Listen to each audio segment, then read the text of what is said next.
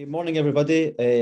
Thank you for being here. Yeah, I hope you find the next kind of 60 minutes or so informative, and you come away at least with something, a little bit more of an understanding about makerspaces.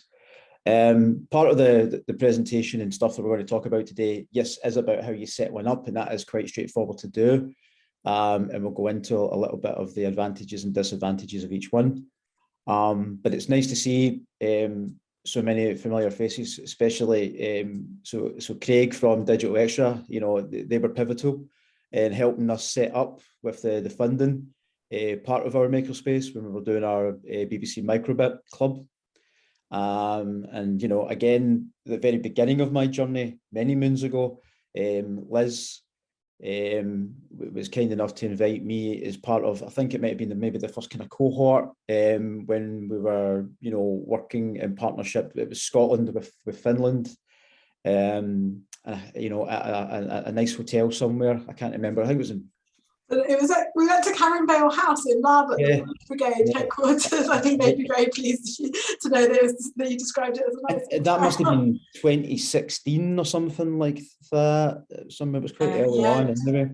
2015. 2015, wow. 2015, even earlier. Yeah. So yeah, I've been at this for a while, and you know, Lauren there from One YMCA as well, who is exciting to do some stuff in England and across the RAF bases and stuff.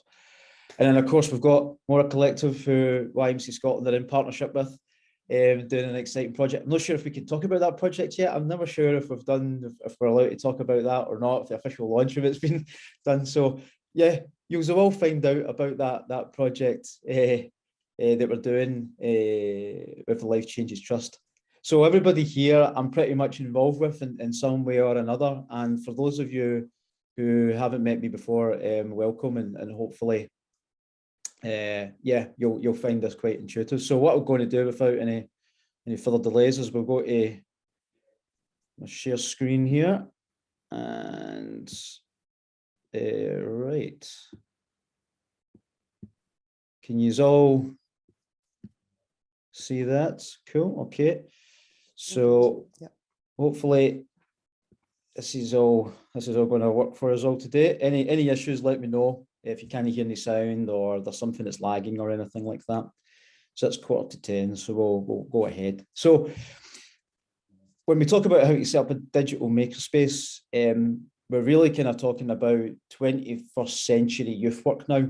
And what I mean by that is, you know, now that we're not coming out of COVID, we're not coming out of the pandemic, we're still very much in it because people are still using this post-COVID situation. We're nowhere near, obviously, the height of the pandemic as we were, but that certainly accelerated and highlighted a number of issues like sort of digital equity and the changing landscape of education for young people.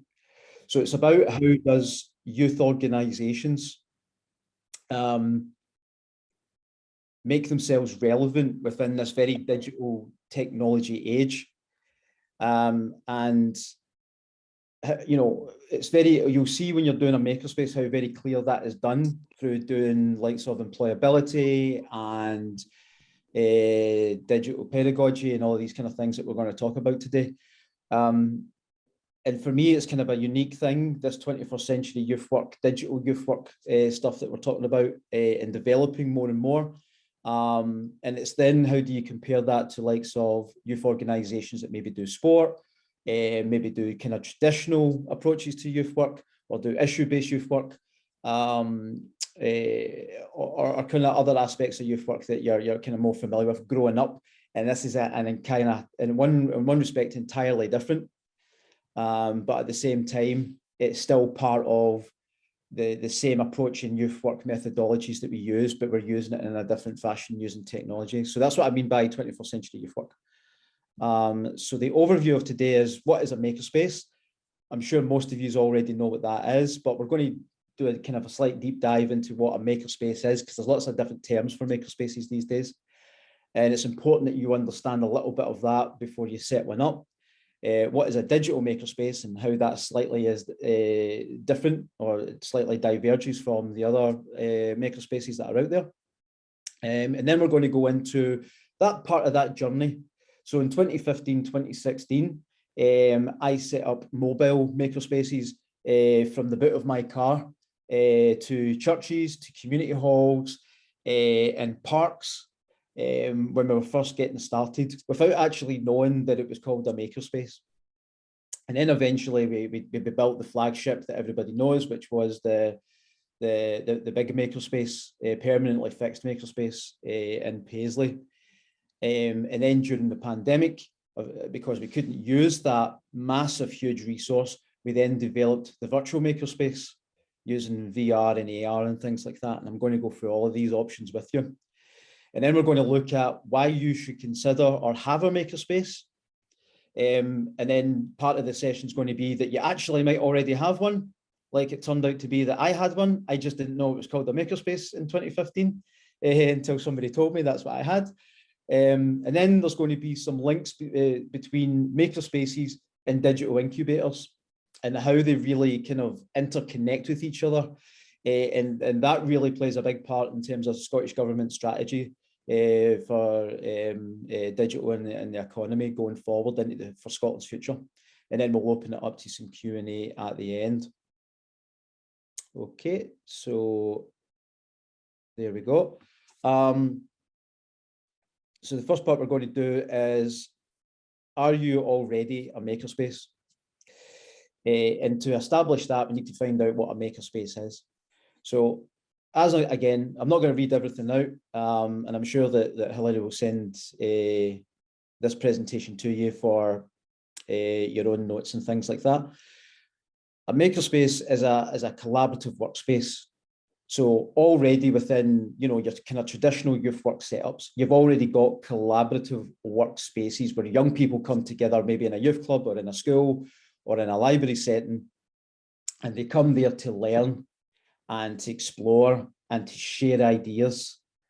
And the only kind of difference is that obviously within a makerspace, as opposed to maybe your Friday night drop-in youth club, where you'll still be collaborating with each other and learning and exploring, issue-based youth work, you're using a high degree of technology. But in saying that, you might be using, low-tech options and possibly no-tech options. So I've contradicted myself already within 5 seconds. But traditionally, makerspaces use a lot of technology, but that's not to say that if you don't use things like 3D printers or laser cutters or laptops, that you're not a makerspace. Because basically it does what it says on the tin. If you have a space, within your building and you're creating things, you're making things, particularly within a traditional youth work approach, arts and crafts, then arguably you have a makerspace. As long as your organization is delivering opportunities for young people that include some form of learning or development, which we all do, that is collaborative, possibly peer-led, that is creative, either within the arts or creative problem solving an issue or something like that, something that you've tasked your group of young people within their community to address. And it's something that's hands-on, it's vocational, and they are making and constructing, because we're going to talk about constructionism as part of this. Then in a sense, you already have a makerspace, but it's not maybe necessarily the type of makerspace that we're talking about when we talk about digital makerspaces or makerspaces that use a certain degree of technology. But that's not to say that you already kind of have one. So for the rest of the presentation, going forward, think about your unique selling point or your current delivery. So what is it that you do right now within your organization, your youth group, that already fits into that kind of makerspace model that we've just discussed?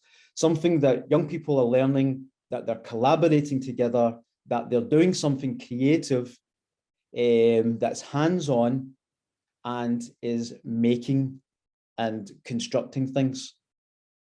And if you're already doing that, then you've already got the kind of the basic building blocks of a makerspace already. And it's about maybe then taking what certain sections of current program that you have, and then maybe developing them more into the more kind of tech-based version of a makerspace.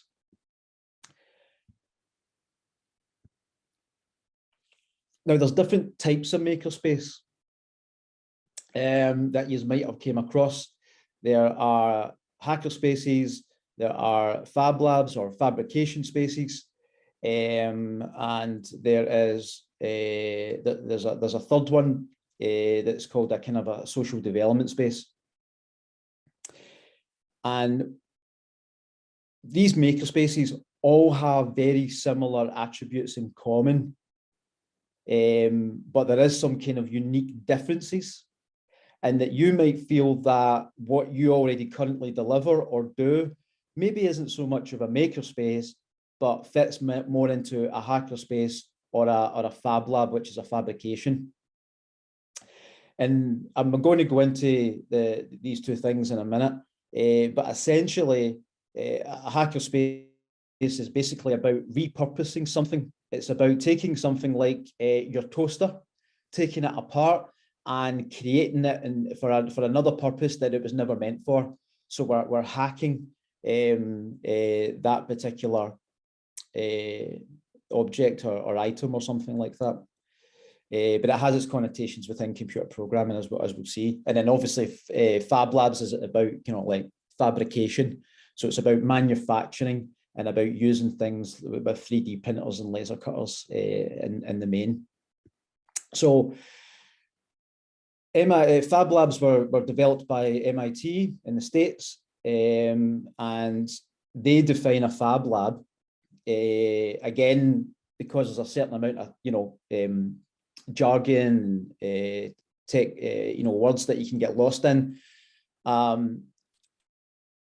A technical prototyping platform for innovation and invention.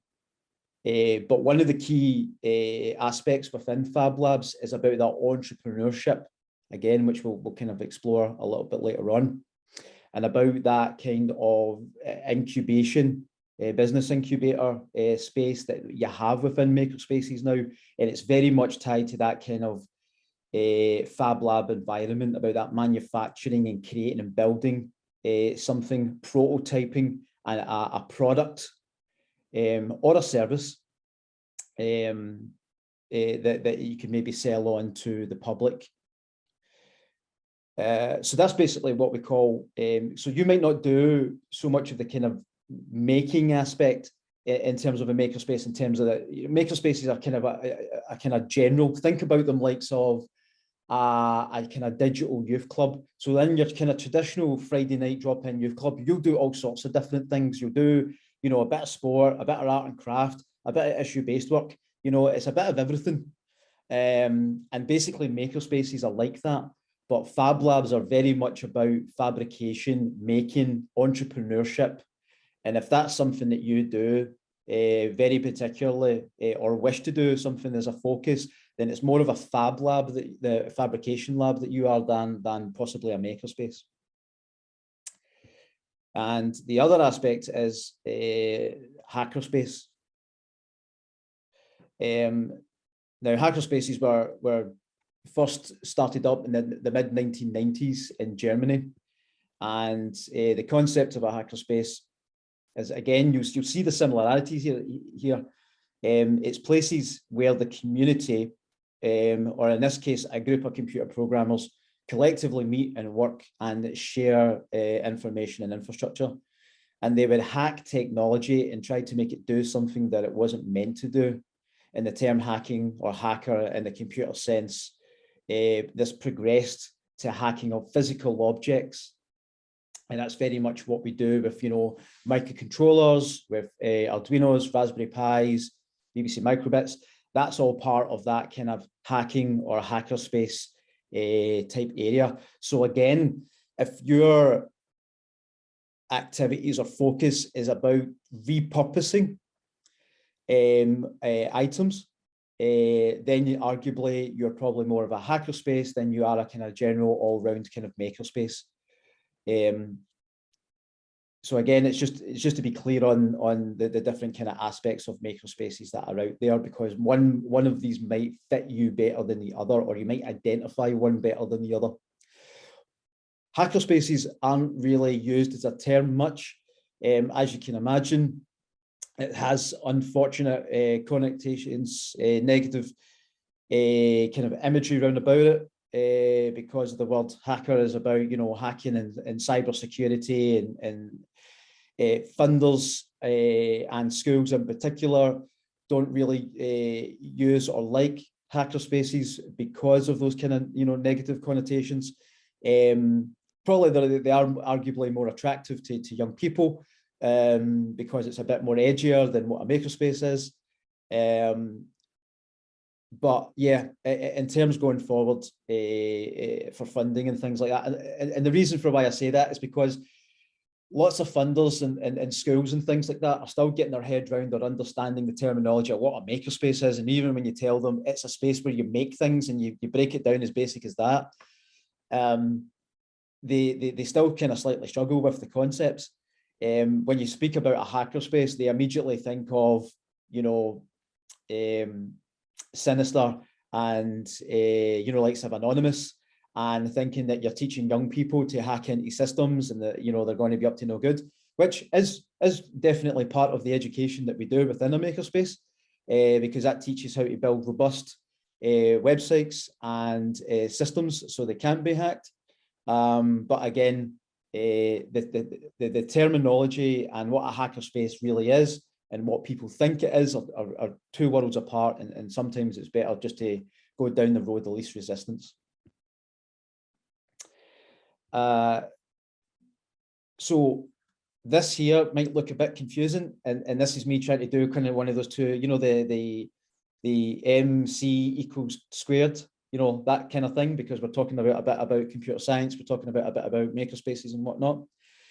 And so when we talk about digital makerspaces, and again, we're slightly diverging from what a maker, you know, what we've explained what a makerspace is. We've looked at what a hackerspace is and what a fab lab looks like, and how they all have similar ground, and they all have a similar ethos and activity, but they all also have a kind of unique identity to each one.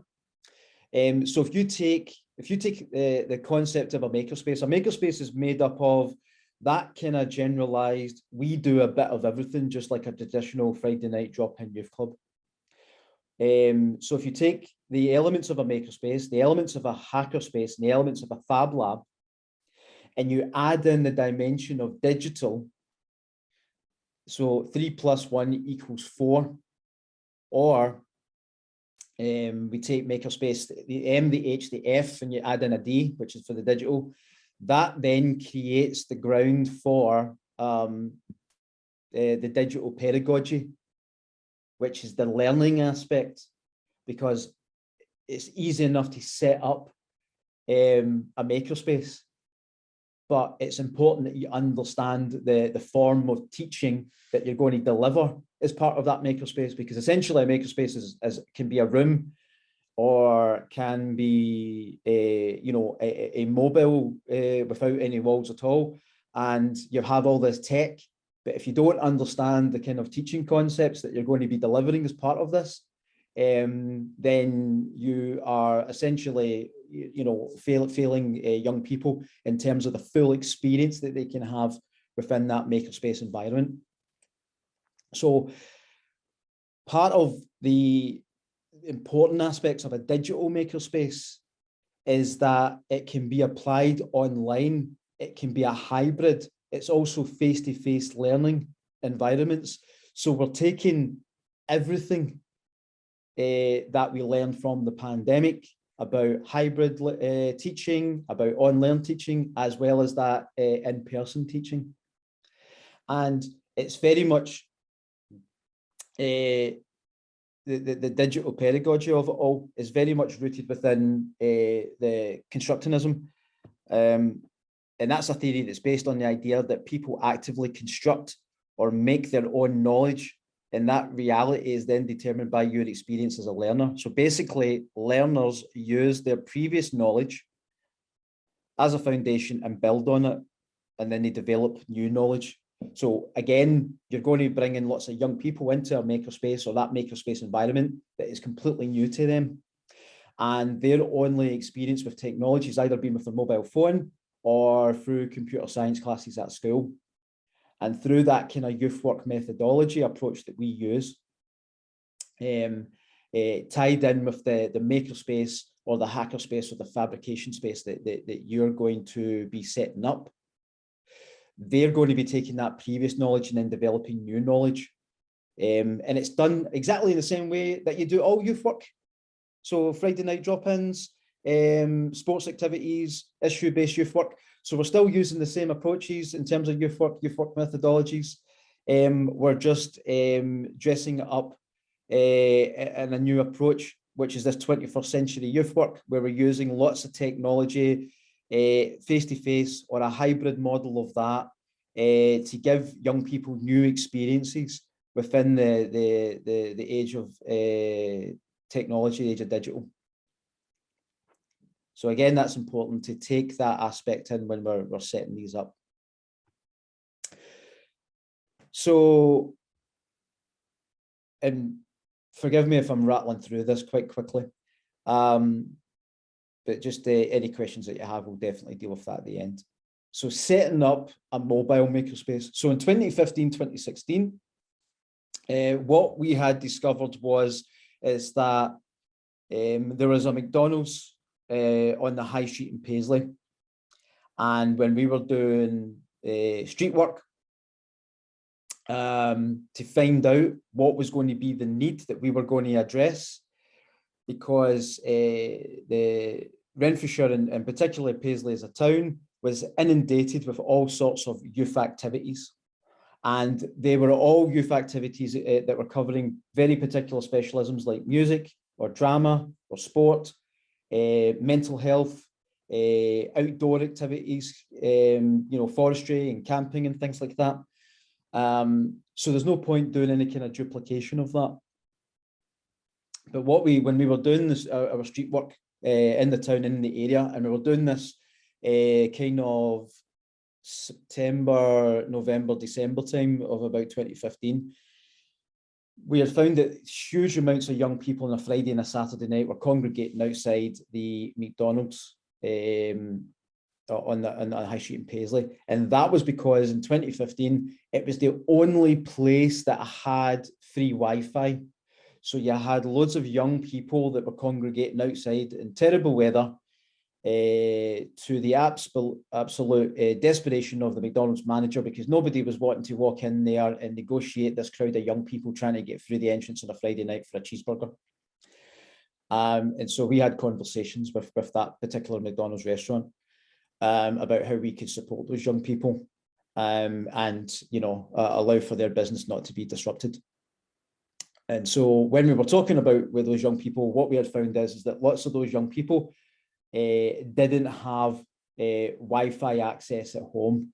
The makeup of Renfrewshire at that point, it might still be, but at that point, certainly in 2015-16, there was more working poor families than there were on benefits. So you still had lots of families that were still working off of gas and electricity cards. So having Wi-Fi in the home was not the fourth utility that everybody made out, and was more of a luxury.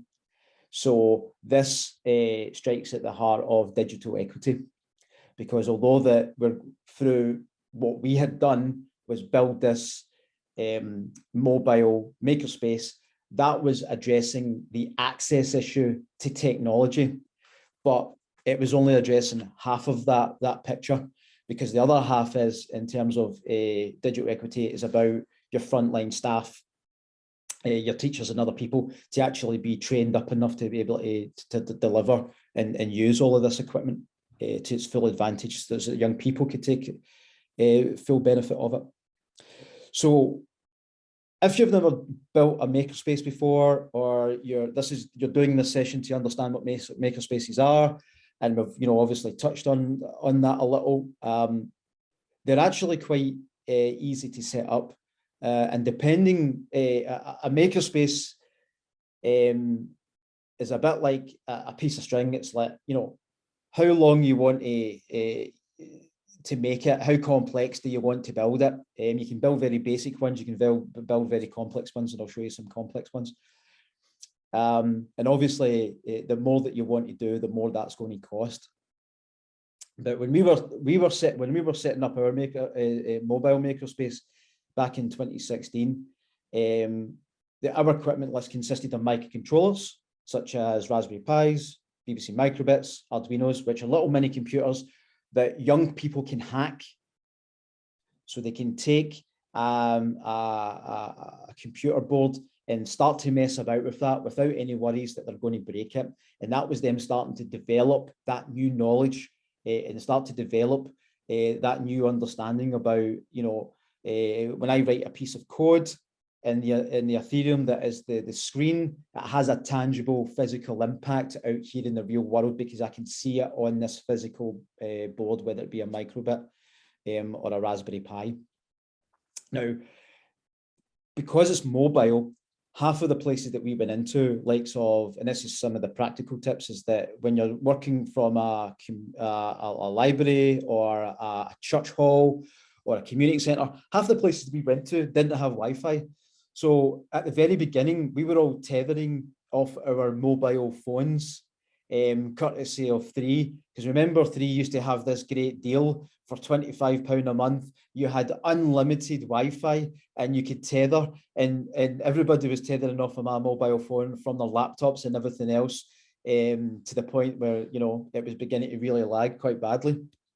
And that's when we started to invest in a proper Wi-Fi, mobile Wi-Fi setup and dongles and things like that. Just because what we started to do was to as we started to develop that mobile makerspace more and more and develop it more and more, we started to understand that we were loading more and more demand onto you know, the mobile setup that we had that really wasn't working. So if you're going to set up a mobile makerspace to begin with, invest in a really good Wi-Fi dongle setup, because once you've got that, then you're good to go. Laptops are by far and most the workhorse of a mobile makerspace, because it's such a universal device that you can run your coding, your gaming clubs from, you can do multimedia creative projects from, you can develop a business incubator. So really, really, really good. And as well as all your kind of basic IT skills that you want to teach young people as well. I would also suggest, as part of that mobile makerspace, that you buy a good quality mobile phone or tablet. We used iPhones and iPads because you know, for syncing issues and for sharing the data and things like that. We felt that they were really the best to use for our purposes. You might have you know, an Android version that you prefer, and again, that allowed us to then create those multimedia projects for film and photographs and presentations and things like that when we're out in the field and out and about doing like sort of an issue-based project in a community. Micro projector is a really good thing to have, very inexpensive. That connects to either your mobile phone, your tablet, or your laptop, and that allows young people to then do presentations. Also allows them to do that kind of Friday night drop-in situation where you can just do your popcorn and, you know, watch a film off a Netflix or, you know, off a YouTube or something like that. You will spend a huge amount of money on software and apps. Now you will exhaust, and there's a list. What I will do for I'll say to Hilary, if everybody wants to put in the chat, I can put an equipment list for all 3 of these different versions together for you, and apps and things like that to get that you might want to look out. So there'll be 3 versions, but we eventually went down the paid route for a lot of the software and apps. Again, we started off with all the free software that you would like Canva and, you know, Coder Dojo and Code Club platforms and things. But eventually, as we started to develop that mobile makerspace and it started to get more complex, and we started to take young people from that expectation of taking them through from beginner to intermediate. We couldn't really go from intermediate to advanced digital skills with young people and take them along that journey with that mobile makerspace, because it does have its limitations. And of course, as part of that, you'll need some form of transport. I would not recommend that you load up youth workers or anybody else with a backpack. All the stuff that you have within a small mobile makerspace has to be small and fit in a backpack. And we used to regularly send youth workers out on buses to various places within Renfrewshire, and then decided that that was a really bad idea, because obviously young people and other young people from the area that talk about the makerspace, and some of the areas that you're working in are not maybe the safest of areas. When you start to regularly clock that you've got a member of staff, particularly within winter nights, who's regularly going to a venue, they're leaving that venue at maybe at 8:30, 9 o'clock at night, with a backpack full of hundreds, possibly £1,000 worth of kit in a backpack, waiting on getting a bus, is definitely not a good idea. So it then had to be people with cars or some kind of form of private transport. So the advantages and disadvantages is, this is a mobile makerspace is great because it's like a go bag. If you think of those, again, from a traditional youth work point of view, if you think of a go bag, whereas it's a bag full of all sorts of different kind of youth work kit that you just grab and go and you go and do your youth work activities with. This is basically the tech version of that. And you can, on a beautiful sunny day like we've been having this previous week, you can go and do lots of tech activities outdoors because you've got a Wi-Fi dongle. So you can go and do lots of kind of learning out in the park or out in a forest or something like that.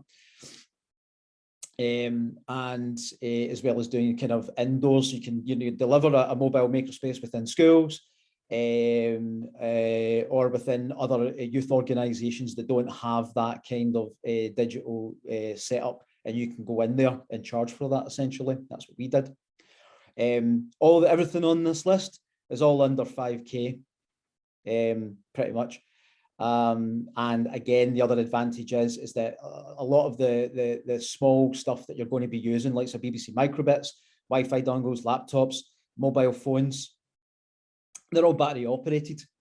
So you don't need, particularly when you're doing outdoors, which is because there's no plugs about, it's really quite handy and very mobile. So there's really there's a huge amount of advantages to have. The only limitations is about the amount of people that you can support, because you're having to take everything within that kind of go bag, or it has to be within your boot. You are limited to the kind of the amount of young people, maybe about 10 young people that you could support with this kind of setup.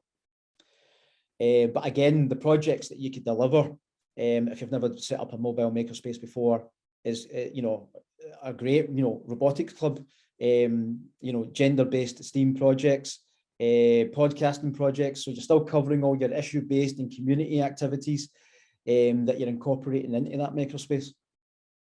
So it's a really, really good setup to start off with if you've never done one before.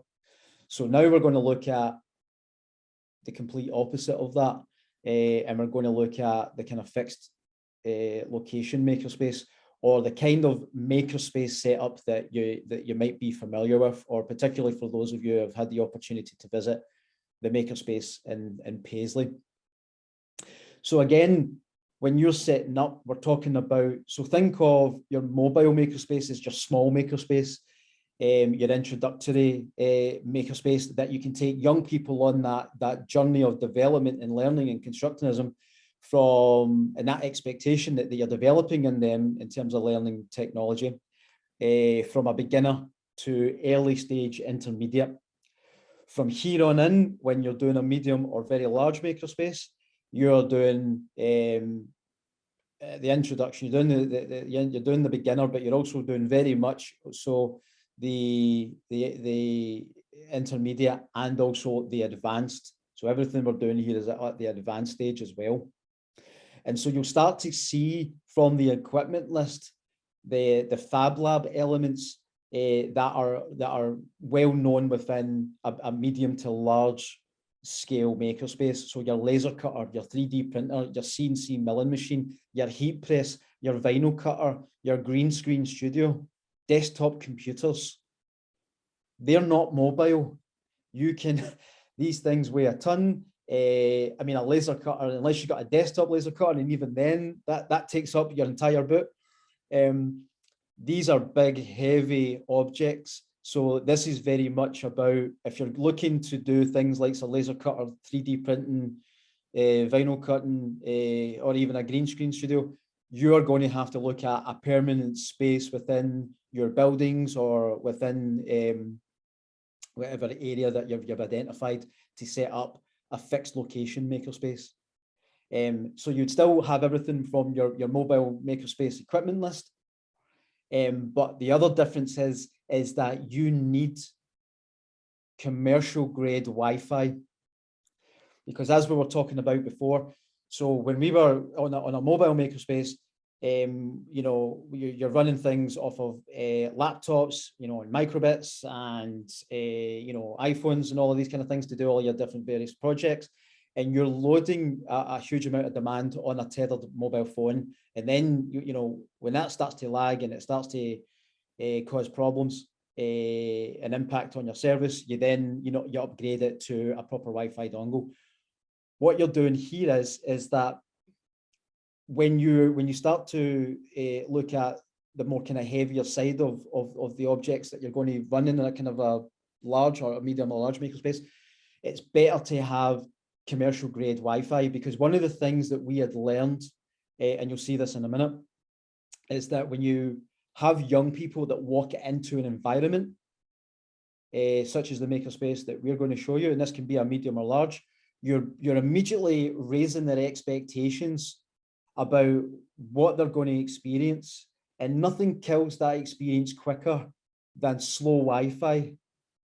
And that's just the death. That's the you know, it's a killer when you're trying to run a project or a program and you've got all of these things. So one of the requirements that we had when we were setting up our commercial Wi-Fi is that I wanted everything running all at the same time that could take in about 30 to 40 young people and have everything running, laser cuts, 3D printers, 20 laptops, high-end desktop computers that were building virtual environments. And to give you an idea, our costs for our Wi-Fi were about £300 to £400 a month. So we were regularly running into about £4,000 £4,000 or £5,000 per year for the Wi-Fi bill alone. And even then, at the tail end or at the beginning of 2020, before the pandemic kicked in, we were starting to experience then the delays and the lag and interruptions within our Wi-Fi because of the huge setup that we had. So one of the advantages now that I would say to all of you to look at in your own respected areas is the government rollout of fibre. So within Renfrewshire, it's called City Fibre, and there'll be a different version of that. And what they're rolling out is what's called a gigaset. And a gigaset is like the fastest commercial, but it's also going to be for private and domestic use as well. It's the fastest form of Wi-Fi broadband that there is in the UK. And that's getting rolled out everywhere. It will take a couple of years for it to reach the whole of Scotland, but it's already starting to cover parts of Renfrewshire, and North Lanarkshire is on that map, and a number of others. And so that will really help when you start to build these big, large, medium and large size kind of makerspaces. And again, the projects that you're going to run from this that you couldn't do from a mobile makerspace is manufacturing. So you're that Fab Lab aspect that we're looking at. Agri-tech projects, so likes of FarmBot or smart hydroponic projects. Business incubator, accelerators we're now doing. We're not just doing that development of an idea for a young person to develop as a potential community business, but an accelerator that's something that you can do really quite quickly with young people because of the mass amount of equipment and infrastructure that you have. Immersive learning projects. using you know, virtual reality and green screen technology. We were getting commissioned to do art installations because we had 3D printers and laser cutters and CNC machines. At this point, you can start to run large scale events, workshops, and training days, because we had amassed a huge amount of technology over a 4 or 5 year period that universities within the west of Scotland didn't have what we had, never mind schools. So we started to, as part of those advantages, we started to develop an alternative income stream. We started to build really large scale commercial projects for councils. Again, you know, instead of working within that mobile makerspace where you've maybe, you know, you can work to a maximum of 10 young people, we were starting to work with a maximum of about 30 or 40 young people in a morning, and then another 30, 40 in the afternoon. So we're really, you know, per week taking in a good couple of hundred. Again, depending on how you want to build this up, you know, medium to large makerspace, you're talking easily, you know, no change out of 25 grand as a minimum, up to 100,000, which is what ours ended up being. And the problem with the complexity of building a medium to large makerspace is the learning curve. Now, you can learn pretty much everything that you need to know, even if you're not from a digital background, from the equipment that you would have from a mobile makerspace through using YouTube videos, and you'll eventually grasp and understand the concepts and be able to use these things. But with learning how to use a CNC milling machine, or building your own 3D printer as we did, or operating a laser cutter, this is when you start to have to bring in, you know, specialized companies in to do the training, because there's a huge health and safety aspect. So that's one of the kind of issues about it. And what I'm going to do is going to give you a wee walkthrough, because I'm conscious that it's just been kind of like a PowerPoint at this point and me talking, give you an idea of what that makerspace looks like. Now, I'm not sure if you can see this. Can you guys see this, or are you still staring at my other screen? Yeah, we can see it. Oh, you can see it? Yeah, oh, yeah, wow, that's really good. So in the space. In the space, right. So this is what's called a Matterport. And lots of, you'll see now, see when you go to buy a house, you'll start to see these virtual walkthroughs. Matterport technology is virtual walkthrough technology. You'll be able to see down in the corner here, the view in VR. So if you put in a virtual headset, a VR headset, you could do a virtual walkthrough of this and start to look up and down and all the rest of that. But for the purposes here, I'm just going to take you through the makerspace that was at Paisley. And I say was because obviously the space I'm about to show you no longer exists, because it was a victim of an arson attack and is completely destroyed and burnt out now. And we've had to build it somewhere else. So this is the entrance to our makerspace. And I'm just going to take you through. So this is what you would class as a large makerspace, but this was built using, we've still got all the mobile makerspace equipment. And then over that kind of a 3, 4 or 5 year period, we just built more and more to this makerspace, that went from a medium-sized makerspace to a large makerspace. So you can see down the side here, there's a whole row, there's about 10 odd computers here, and these are all powered. You can see down at the corner here, that little white box, and that's a Raspberry Pi. So every single one of these computers right down here are all powered by a Raspberry Pi computer. And you can see the impracticality of trying to take a monitor and a keyboard, although a Raspberry Pi is quite small, taking all of this equipment and inside of the boot of a car, and then trying to do a setup in a community hall somewhere. And as we go down, you'll start to see some of the other kind of aspects. So there you go. That's our 3D printer. We opted at the time for what's called a Perusia, because it was the only, I think it still is, the only 4-color 3D printer in the world. The only problem with them is that you have to build them by hand, and none of us have ever built a 3D printer before. And luckily one of the staff really took a huge amount of time and took their time, more importantly, building this 3D printer. And it was only like £1,500. Going forward, I would probably buy an Ultimaker, because they are pretty much classed as the Rolls Royce of 3D printing, and there's a huge amount of difference in quality in terms of your 3D prints. They already come built, but they're not cheap. You're talking £2,000, £2,500 for an Ultimaker, but they are definitely worth it. As you start to come down, you'll see this area that we've taped off, and this is our virtual reality build space. And again, you start to see, so these are our high-end desktops. These are our HP Omens. These retail at the time when we had them, £1,500 each. That's just for the tower units, and we've got 2 of them.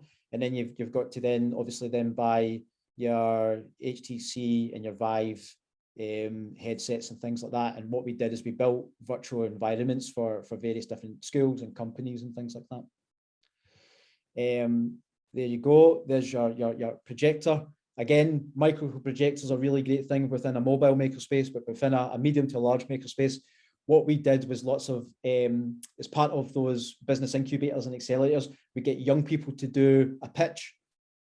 So they would then create their own either presentation or some other kind of video or PowerPoint, and they would start to develop their own tech pitches about their concepts, their ideas, and what they want to take them. And we would do that with a crowd of young people or stakeholders or funders that would be sitting here in chairs, and they would listen to each pitch. So basically, it would be like that kind of Tech Scotland competition that you have. So through here, so there you go. So this is our laser cutter. And this was a commercial laser cutter. This was £15,000. You can get a desktop version of that. So if you want to go for a kind of a medium-sized makerspace, and you want a desktop laser cutter, a desktop laser cutter will still take up the full size of this table. Maybe if I can back up a wee bit, maybe. So this table here, which is a reasonably sized table, or kind of an average size table, a desktop laser cutter will take up that full size of that table easily, and then you're still talking £3,000 for that. And then things to be aware of when you're using laser cutters is that you'll notice there's a real lack of windows in our makerspace. So what we also had to dish out on was an air filtration system. And again, this is what's called a BOFA, and that was £3,000 just for that object there. And then this here was because this was a CO2 laser cutter, it needs to be cooled, so the laser heats up and it needs to be cooled. So this was your chiller. So we had to have all this kind of set up for this kind of style of laser cutter, but we were doing commercial signage. The flatbed on this size of laser cutter is massive. And this was an investment for us. It wasn't just a teaching tool. We were developing our medium, large size makerspace into a social enterprise, because we were the only makerspace in town at that point. So it really was about building a business, and that really fitted into the ethos of makerspaces, and also what we aspirations that we had as a social enterprise for young people. And then basically what we had here, so this little desk area snaked all the way around. So you had about maybe 10 or 12 laptops. And then this is where we would do all of our kind of coding programs and teaching programs. And we had this big, massive, 65-inch TV screen that we would wheel in. And we would then do all of our kind of coding activities and teach people Ruby or Python and all of these other kind of things.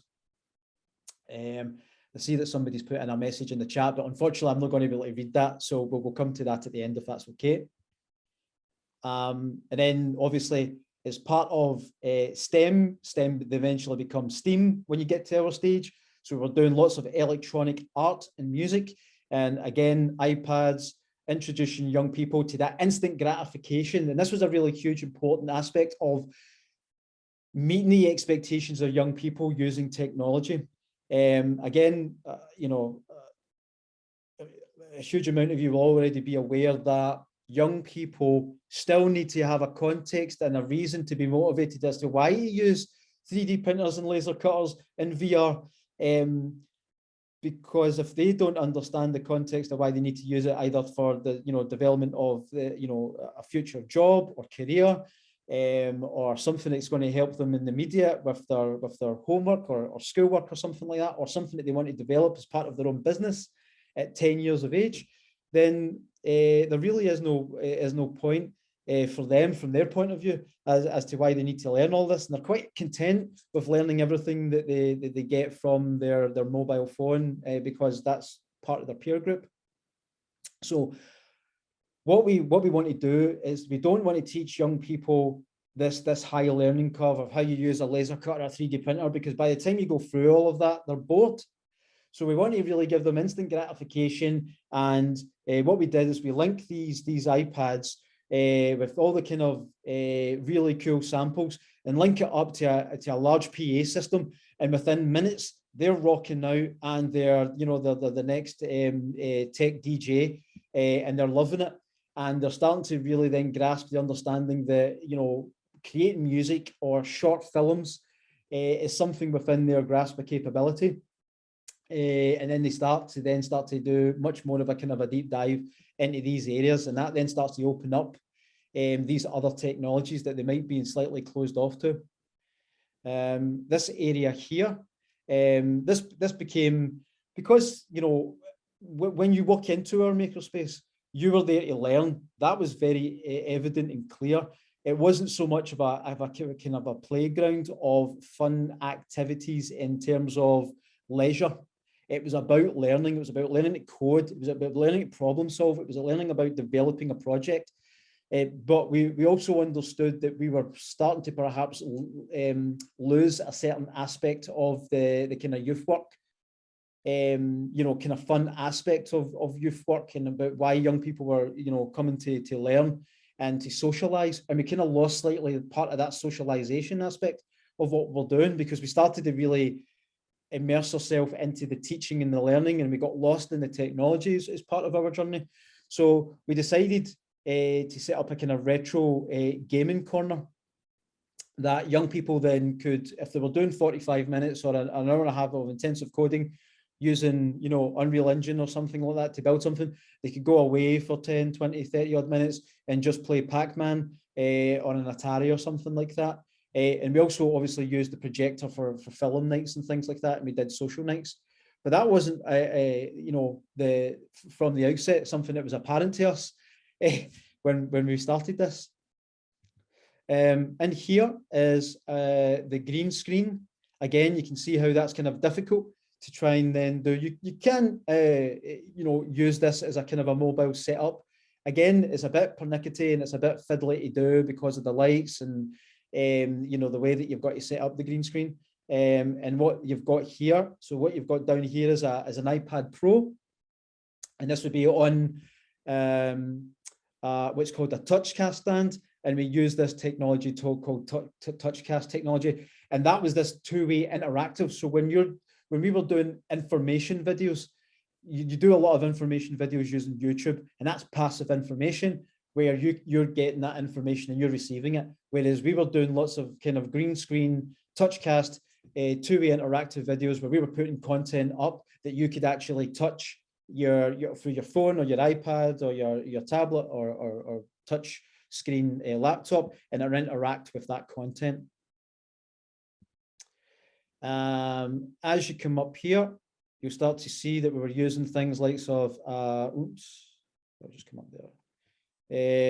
So that up here is a heat press, where we were, getting young people to do their own designs, which you can see on this door, in terms of the graphic design, branding, marketing, and then starting to put that onto garments and things like t-shirts and various other types of tops.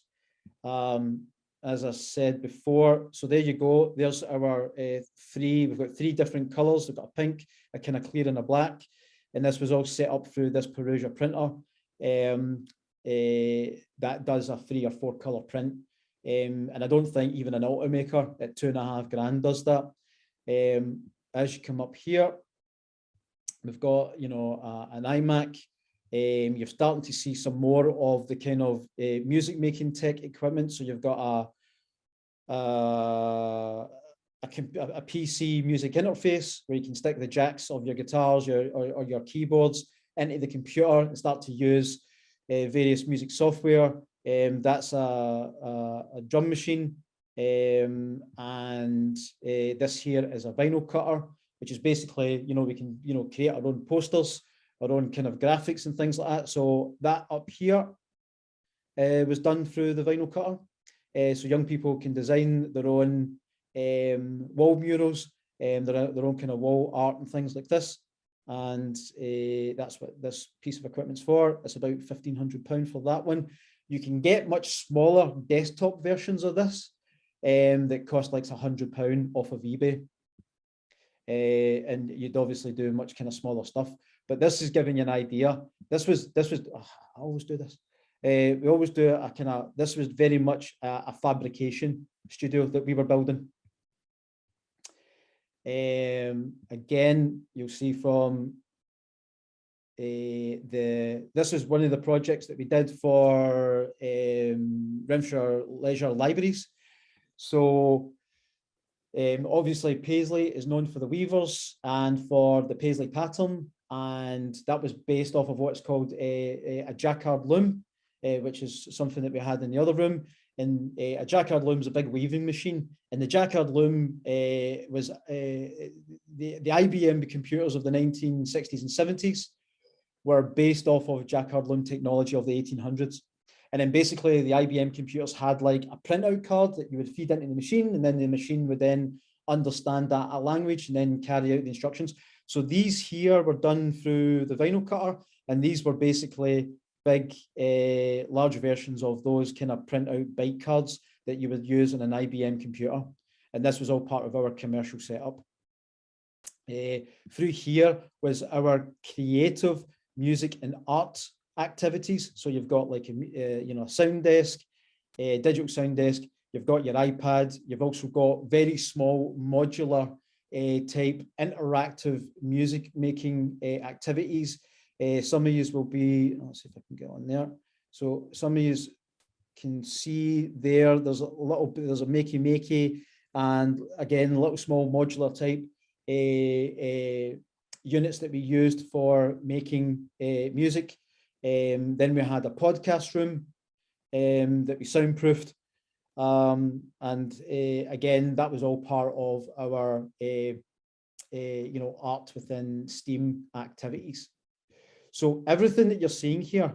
Now, one of the other kind of unique situations about this is that what happened was, as part of that journey from developing the mobile makerspace, and when we started to see the expectation that we were starting to build, and we couldn't take all the young people along that journey, and we started to get more and more popular, and we started to become a victim of our own success, we looked at 4 or 5 different venues within Renfrewshire to build this purpose makerspace.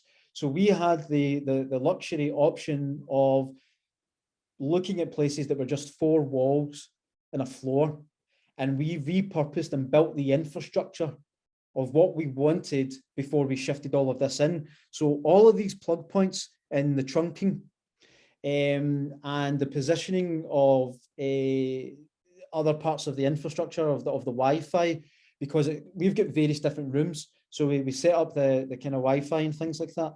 I'm not sure if I've got the door open. Yep. And through this cupboard here, we had a huge, it was like a data center. It wasn't like that kind of small black box that you have. Ours was from the floor to the ceiling. It was the height of this door easily was our data center for all of our information and broadband and everything. And so that was all purposely built first within this space before we even started to, bring in all of this kind of kit. So everything you see within here is easily £100,000, easily £100,000. And we know this now because everything you see is all been burnt down because it was petrol bombed in February of 2020 through the only window that this building has, which was down here. So when we were doing the insurance claim for everything. And I'm talking the chairs, all of these tables, all the desks and things like that, they were all purpose built. Through this window here, somebody unfortunately threw a petrol bomb and completely decimated the place. And so the makerspace now, for the Paisley Makerspace at the YMCA is now located at the High Street. And they're starting to then build that up as of this year. So that, hopefully this works now. Okay, am I back to my main screen? Is that me back to the to the Prezi screen? Is that me back there? Yeah, cool. Okay. Yep, that's Yeah, you. you're back there.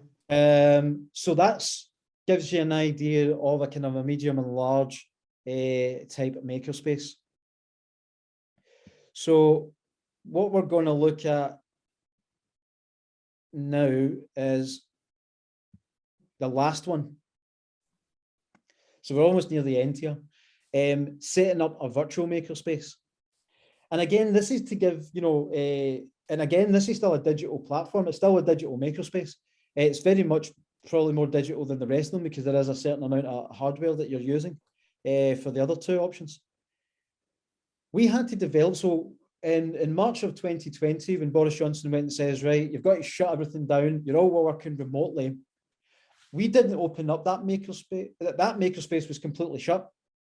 And then in February of 21, when it then got petrol bombed and completely destroyed, we had no makerspace. So we had to then come up with something during the pandemic and something that now that we've lost our flagship building and all of that kit, how are we going to still develop our makerspace and support young people? And that's when we got to developing a virtual version of it. And so the virtual version takes some elements of the projects within the mobile and also within the fixed location makerspace. And it was a kind of a hybrid of both of them as much as we possibly could do. And again, it has its own advantages and disadvantages. So of course, with a virtual makerspace, you'll require virtual reality headsets. And I went to the lottery, got £10,000 from them and bought about 20 Oculus Quest 2 headsets.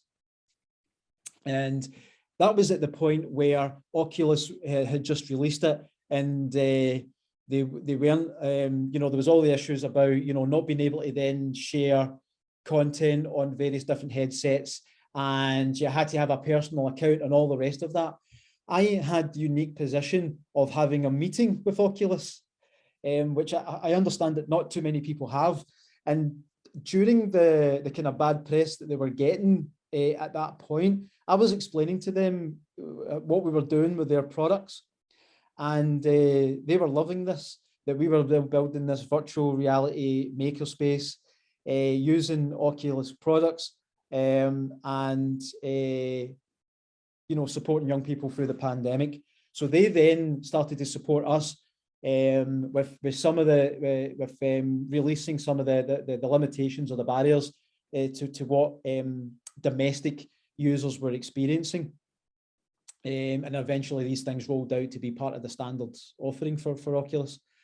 So we got virtual reality headsets and we had about 20 of these. Again, going by our experience of running a mobile makerspace, we knew we had to have a really good Wi-Fi access, Wi-Fi dongle set up because we were loading a lot of demand onto the system. What you do need for running these is quite a reasonably large space, an empty space, so that you could easily support 5 to 10 young people. We were starting to support, you know, 15 to 20 young people and started to do classroom-sized supports within schools. And you know, we spent a good deal amount of money, a good few £100 annually each year. You know, somewhere between £500 and £800 on VR software and apps. Just because eventually we were starting to get really kind of complex. As you do, you start to learn the basics of something and then you start to then develop it more and more as that journey develops. And the projects, we were doing coding projects within virtual reality, gaming projects, because there's a huge gaming aspect and a huge gaming community within VR. And we were creating the same type of film and music, multimedia projects that you would do within a mobile or a fixed makerspace. We were doing them in VR as well. You can do a business incubator. It's a slightly different approach as to the kind of in-person approach that you would do, but you can still do it. Certainly do lots of gender-based projects. One of the aspects that we really took off within the virtual makerspace is about mental health and wellbeing projects, particularly because of the pandemic and the whole issue about mental health and wellbeing with young people. So there was a huge part of that we developed, because we took people on forest walks and we're sitting around logs with a campfire, and we're talking about, you know, our experiences and our feelings and things like that. We crickets, you know, and rivers in the background, so it was very tranquil. And we used this for social isolation, and what was really interesting is that we distributed out a proportion of our headsets to young people within Renfrewshire, and so we were meeting with them to mitigate social isolation, and they were meeting with other young people and ourselves. So we used it in the same way that the other youth organisations were using Discord, but we were doing it with the added element of being able to see and interact with each other as much as you possibly can do, because you're still dealing with the screen. And then we were, you know, within virtual reality, events and workshops are you know, part and parcel of the development now, and we developed and ran, and I certainly did, for a number of companies and organisations as well, virtual events and workshops, again, that we developed, you know, an alternative income stream from that, that we ran for various different councils. South Lanarkshire Council being one of them. So the advantage and disadvantages, one of the advantages are room scale VR options, and I'm going to show you a little video on that in a moment. Room scale VR is, one of the unique things about a YMCA is that a lot of the YMCA buildings, because we're known for our sports, is that a lot of them have large gym halls the size of, you know, your standard gym hall in a primary or a high school. So a number of them could take full advantage of doing room scale VR. And when we were running these things in partnership in schools or with other councils, we were exploring those room scale options. And that was basically doing literally a forest walk, or, you know, going on a beach or inside of a big building, or I could take you around that virtual, the Matterport Paisley Makerspace, but you could actually walk and know that you're not going to walk into a wall or walk into another person. There's a global reach when you're doing this option of a makerspace. So there's the advantage that you have with a digital makerspace in this option is that we were linking up with other young people from other YMCAs in Aberdeen, Inverness, Dumfries, in developing projects. You can't do that, or it's difficult to do that in a fixed location or a mobile makerspace. So, or even in a Zoom call or a Teams call, where this has, you know, really amazing global connotations to it, that we definitely exploited. And so the other aspect, this is an advantage and disadvantage. So the risk-taking role-play environments, and what I mean by that is that the University of Glasgow is part of the ARC, and it's part of the research that they're doing in terms of the development of VR education, is that they're now getting to expose their students to environments. We say that they were doing something to do with chemistry, and they were using compounds or chemicals that were really dangerous to use, and you would never be allowed to use these things in person. You can do a role play environment using the same, you know, mathematics or program or hypothesis or theory, and work out what went wrong or what went right within that kind of safe environment. So that's all part of kind of like serious gameplay, which is, you know, a big aspect of virtual, you know, virtual VR, and we did it again in terms of these kind of makerspace environments. So when we were doing issue-based youth work, in terms of maybe things like you you know, a house party and young people getting drunk and the things that you could experience when getting drunk and you're immersed in that environment, and about drug taking and alcohol. We then started to then do, you know, a kind of a more engaged chat and conversation about what that entails and why did you do that, and would you do it again?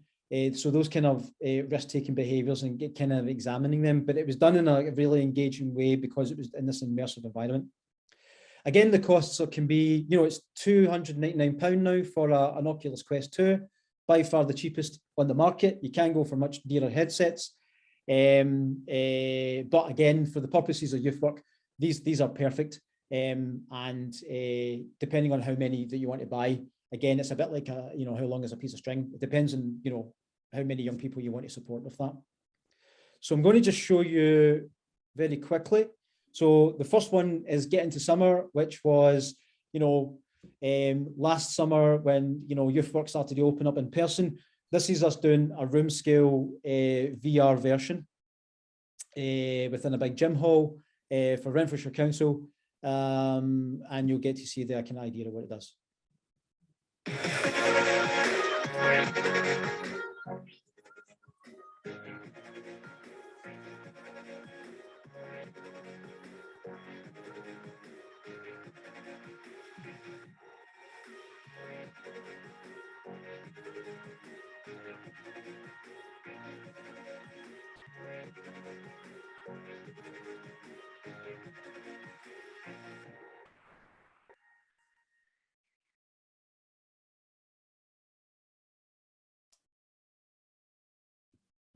Okay, so what the other real game changer within a virtual reality makerspace or that kind of platform is that all of those young people were all linked in the same room.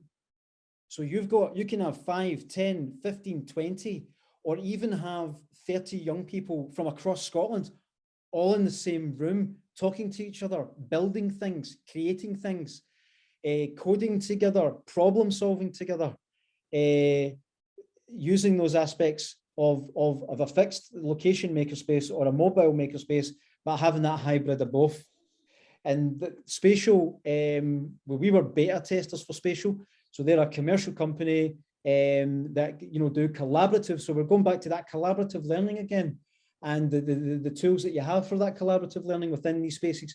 And we were showing them how they could use their platform for educational purposes. And they gave us full access to all of their beta technology.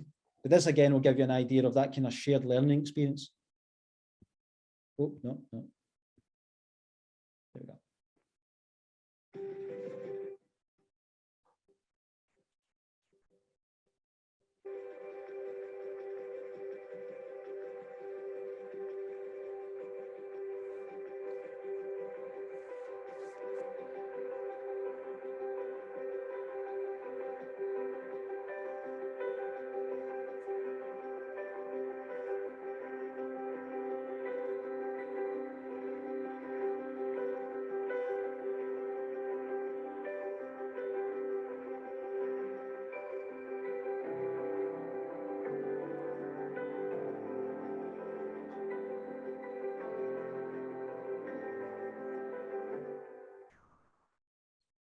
Okay, so that gives you that idea of that collaborative space together, where you can start to share ideas, chat with each other, problem solve issues within your community. Now, so just to do a very quick recap, very quickly, we've looked at what a makerspace entails. We've looked at the 3 different versions of a makerspace. We've looked at the kind of costings and advantages, disadvantages of each.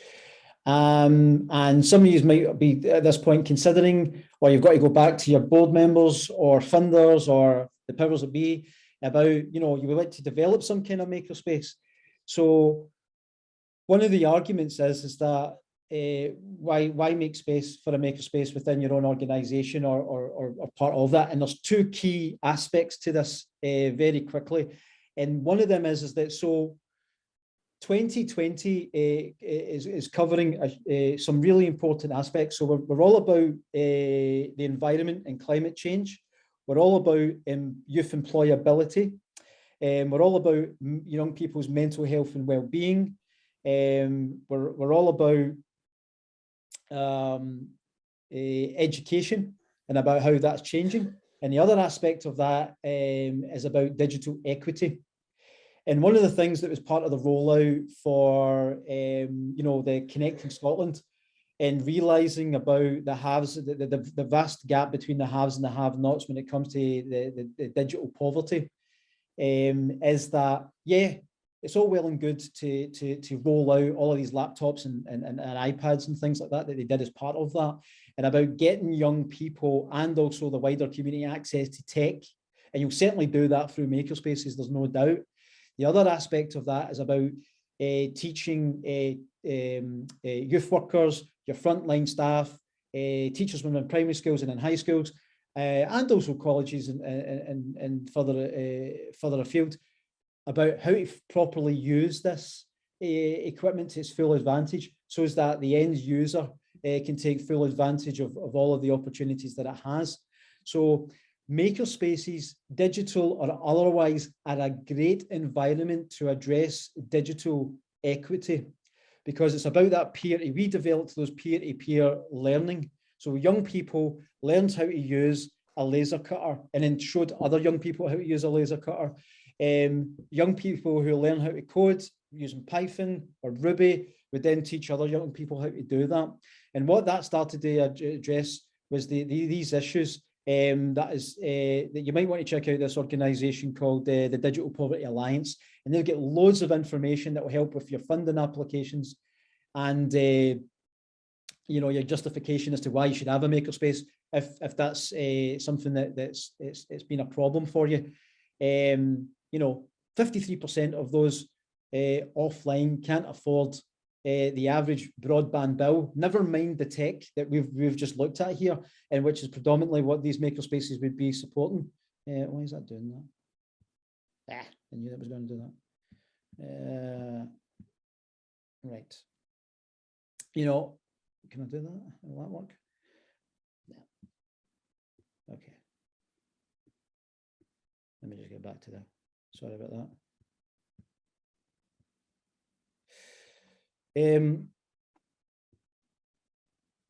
Yeah, 1 in 5 children do not have a laptop or desktop.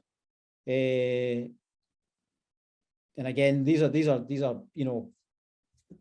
that you're probably all quite well familiar with. But again, makerspaces address part of that issue in terms of digital equity, because you are providing all of this kit and access to that kit.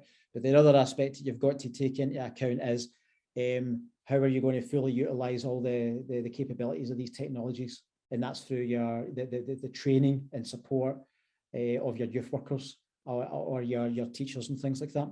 And again, this really feeds into well in terms of particularly 2 strategies within Scottish Government. One is the digital strategy for Scotland, for making us all fully digital citizens. And that's not going to happen if we don't address the digital equity issue. And then obviously on the 1st of March of this year, Scottish Government just released the Digital Economy Prosperity Strategy. And again, when you read through that document, there's a huge amount there about incubators, accelerators, the use of digital technology, the access to digital technology, but also how do we fully use these digital technologies in terms of the capacity of your organization, of your staff, in order to implement these. Because you can have £100,000 makerspace and nobody knows how to code or knows how to use a Raspberry Pi or a 3D printer. And that's exactly what we did. When we first started out, we got all the kit and we were doing our first coding club. We then turned around to each other and went, so who here knows how to code? And it wasn't until we were introduced to Coder Dojo Scotland that we then got somebody from there that knew how to code. And they were going, this is great. You've got the building, you've got the room, you've got the kit. But yeah, we forgot to get somebody who knew how to code when we first started. So it's really important, and this is the reason for why you're addressing issues that have been identified within the strategies within Scottish Government. We're also addressing one of the huge barriers to those strategies becoming a reality for Scottish Government, is digital equity. And so this is the last kind of slide, and this is basically the links between makerspaces and digital incubators. As you'll have saw from the mobile version, from the, whether it be a Fab Lab, or your fixed makerspace, this is all about building, creating, developing, using digital technologies. And what it's about doing is it's all about, the aim is about developing a generation of young people who are less digital consumers of digital content and creators and contributors of digital content. So going forward, the aim of everybody within youth organisations within Scotland is about helping young people to develop digital skills, but it's also about developing the emerging green economy, the circular economies within Scotland, because that's the future employment of our young people. And a huge part of the Scottish government strategies, particularly the economic strategy that just got released this month, because it's still March, is about tech startups and enterprise and accelerators. And that's going to make up for almost half of the income of the Scottish economy going forward into the future. So makerspaces play a huge part in the contribution of that, and will really address that digital equity issue and those digital economies and those strategies. And here is where the gift comes into it now. So I'll later on, I'll put this link into the chat, but I'll also send it to Hilary to distribute out to you. So one of the things that you can do, and there's a real huge close link that we never understood, makerspaces were these places for us where it was an environment where you'd learn about digital technologies, build things, hack things, and create things. But what we actually learned from it is that emergence of the tech startup, or getting young people to think about an issue within their community, like we do within traditional youth work, and how we would address that issue, but be using digital technology. And that helped them to then put the context that I talked about earlier on, about learning, about why we use digital technology for particular purposes. So what we've done is the World YMCA have now partnered up with the HP Life Foundation, who want to address the issue of digital equity by reaching about 150 marginalised young people by 2030. So we're doing this huge, massive global program with them. And one of the things is that they're giving us, which is one aspect that I've not talked about yet, is about certification and about underpinning all of that great learning that young people have undertaken. So there's loads of different badge systems out there that you do for Coder Dojo, Code Club, and DEA and things like that. And there's loads of them out there that are really great badge and underpin all that learning that they're doing. And this one's classed as it's classed as a mini MBA. So you can get, if you've got 11 or a 12-year-old, and particularly if you've got young people who are disengaged with the educational state system, which we had a huge amount of within our makerspaces, and you want them to still come out with qualifications, just like we do with the Youth Achievement Award, or the Duke of Edinburgh Award and all those other ones. This is another one of them, but this is one that we're doing within the context of them building and getting to understand. One of the things that we were keen to do was to help young people develop the context of why they use the technology. And one of the aspects that when we were running the iEnterprise program is that when we're asking young people, we want you to develop an idea based on what your interests are, your hobby are, and we're going to help you get seed funding for that, just like you do within a fintech startup. They were like, nobody's ever asked me that before. I've got no clue. I don't know. And that's when we started, asking young people about what they were interested in, and they were into baking. So we built a cupcake making business, or they were into FIFA. So they built a LAN party FIFA event. But what we were missing when we were doing that was the basic building blocks. We were kind of leapfrogging a stage that we shouldn't have done. And that was getting young people to think about design thinking and getting them to understand about what we were asking them in terms of that question. We want you to develop an idea that we think that, we want to use technology in a way that you can develop a business. Then we looked at the kind of funding aspect of that. And then we looked at what a social enterprise was, because we wanted young people to still feed into the values and the aims of what youth work are all about giving back to your community, supporting, developing your community. So through this partnership, I'm going to send you this link, and this link is going to take you to the HP Life website. And what you would then do is that you will join for free, and you would get the young person to fill out their details, and it would go through to their own email account. And basically, once they've joined, you would then see 32 training modules. Some of them are on email marketing. Some of them are on learning to use a 3D printer. Some of them, there's 32 of them out there covering all sorts of different aspects of business, and it's, you know, finance and things. But the three that we looked at, because again, when we've been looking at these with our young people, when you've been presented with 32 modules that are certificated and you can go through, it was a bit overwhelming for some of the young people because they didn't know where to start. So we said, right, we're going to put you on the design thinking module, because we want you to think about issues around about your community that you might be able to address, about mental health and well-being, the environment, you know, how education and experience of that has been for you, something that you feel passionate about. Then we're going to look at, in the second module, about how you develop the finance or the funding for that. And we would then support that with some form of seed funding. And then the next part of that would be about, right, you've got your idea, you've developed your idea, you've maybe done a prototype of that idea at your makerspace, and you've now got your funding for it. We're now going to develop that into a social enterprise, because, you know, to help you understand about the importance of community and about what your ideas mean to that community. So I'll send you this link. You will then link into that, and then that kind of helps you develop the first aspect of your youth business incubator as part of whatever makerspace. But you've also got some basic building blocks there to take your young people through, and it's also certificated to the level of a mini MBA, which is really great, because some of the certification that we've done in the past has been really good. It's been at an SCQF level, which is brilliant, but we've never had anything kind of at an MBA level. So this is something that's really going to be, and they'll get a certificate from HP as part of that.